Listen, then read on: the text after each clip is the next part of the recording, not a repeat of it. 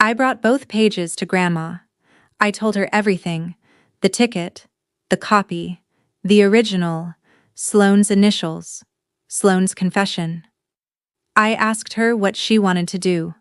Whether she wanted lawyers, whether she wanted to make Dennis pay in the way the law makes people pay, with filings and hearings and his name in a docket.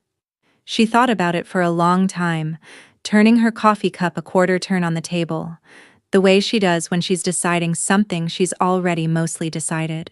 "No courtrooms," she said.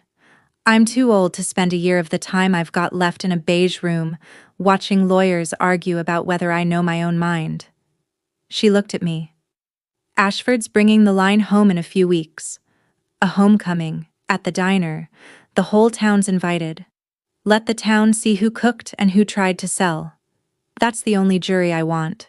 So we waited for the homecoming.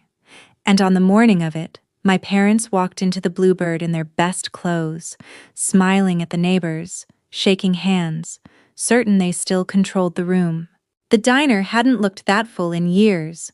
Ashford had turned the homecoming into something the whole town was invited to, and the whole town came.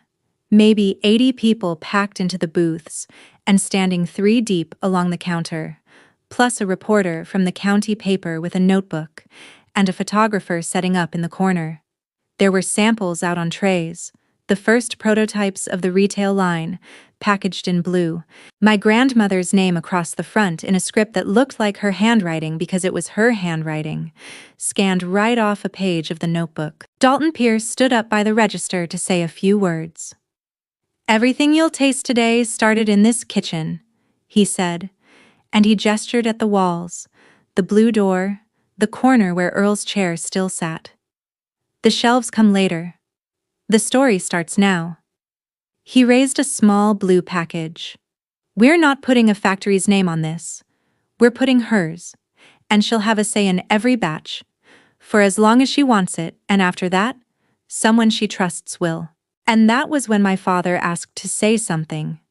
He crossed the room and took the little microphone before anyone could tell him no, and he turned to face his neighbors with the easy confidence of a man who has never once, in his whole life, been caught. "We've always protected Mom," he said, warm, aggrieved, perfect. "Some people just saw an opportunity." His eyes touched me for half a second. It's a hard thing, watching someone move in on a person you love, someone who isn't as sharp as she used to be. The room shifted toward him.